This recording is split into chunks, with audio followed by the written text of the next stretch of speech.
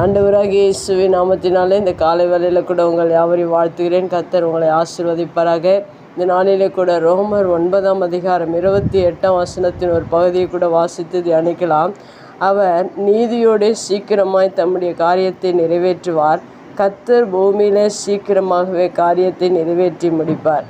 மிக அருமையான வேத வசனம். இந்த வசனத்தில் காரியத்தை நிறைவேற்றுவார் என்று இந்த வேத வசனத்தில் 2 முறை சொல்லப்பட்டிருக்கா. மெய்யாகவே நம்முடைய காரியங்கள் எல்லாவற்றையும் நம்முடைய தேவன் நிறைவேற்றுகிறவராக இருக்கிறார். ஏனென்றால் அநேக காரியங்களோடு கூட மனிதர்கள் என்று வாழ்ந்து கொண்டிருக்கிறார்கள். எப்பொழுது என்னுடைய காரியம் முடியும் என்று அநேகர் ஏங்கி தவித்து வேதனையோடு கூட கண்ணீரோடு கூட வாழ்ந்து கொண்டிருக்கிற நம்முடைய பிள்ளைகள் ஒவ்வொருவருக்கும் தேவன் இந்த வார்த்தையை நமக்காக இந்த நாளிலே கூட நமக்காக கொடுத்திருக்கிறார். ஆனால் இந்த உலகத்தில் ஒவ்வொரு நாளிலும் காரியங்கள் நிறைவேற வேண்டுமென்று ஏங்கி வாழ்ந்து கொண்டிருக்கிற ஒவ்வொருவருக்கும் தேவன் சொல்லுகிற வார்த்தை என்னவென்றால், நம்முடைய காரியத்தை தேவன் நிறைவேற்றுகிறவராக இருக்கிறார்.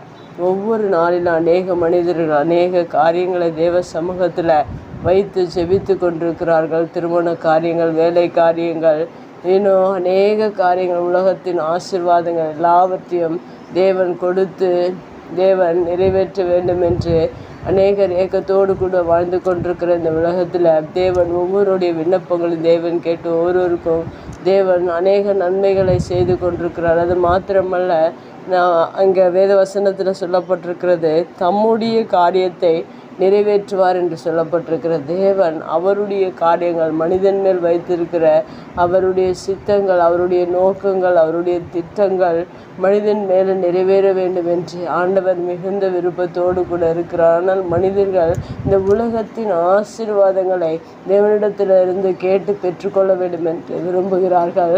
அதையும் தேவன் நிறைவேற்றுகிறார். தம்முடைய காரியத்தையும் ஆண்டவர் இந்த பூமியில் நிறைவேற்றுகிறவராக இருக்கிறார். ஒரு மனிதன் பாவத்திலிருந்தும் சாபத்திலிருந்தும் வியாதியிலிருந்தும் போராட்டத்திலிருந்தும் தேவன் விடுதலை பெற வேண்டும் என்று விரும்புகிறவராக இருக்கிறார்.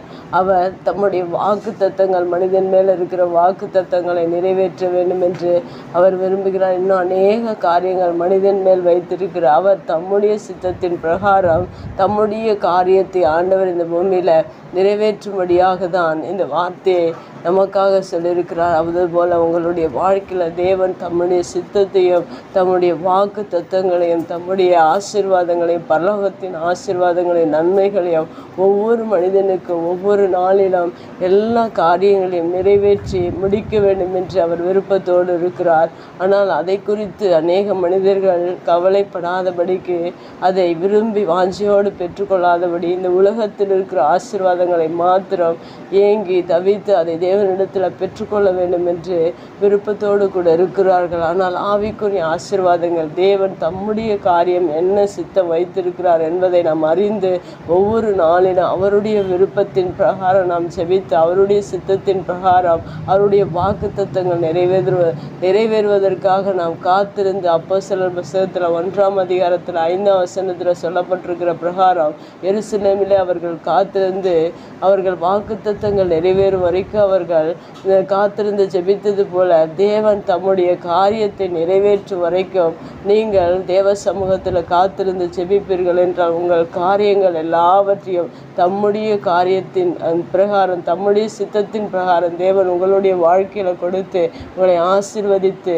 அதை எல்லாவற்றையும் நிறைவேற்றி முடிக்கிறவராக இருக்கிறார். தொடர்ந்து தேவ சமூகத்தில் காத்திருந்து அவர் என்ன காரியத்தை விரும்பி செய்ய இருக்கிறாரோ அந்த காரியத்தை தேவன் முடித்து கொடுக்கும்படியாக இந்த வேத வசனத்தில் சொல்லப்பட்டிருக்கிற காரியத்தின் பிரகாரம் தேவன் உங்களுடைய வாழ்க்கையில் எல்லாவற்றையும் நிறைவேற்றி முடிப்பதற்காக தேவ சமூகத்தில் காத்திருந்து நீங்கள் செபியுங்கள். மெய்யாகவே உங்களுடைய எல்லா காரியத்தையும் தேவன் நிறைவேற்றி முடித்து உங்களை ஆசீர்வதித்து உங்களை உயர்த்த வல்லவராக இருக்கிறார்.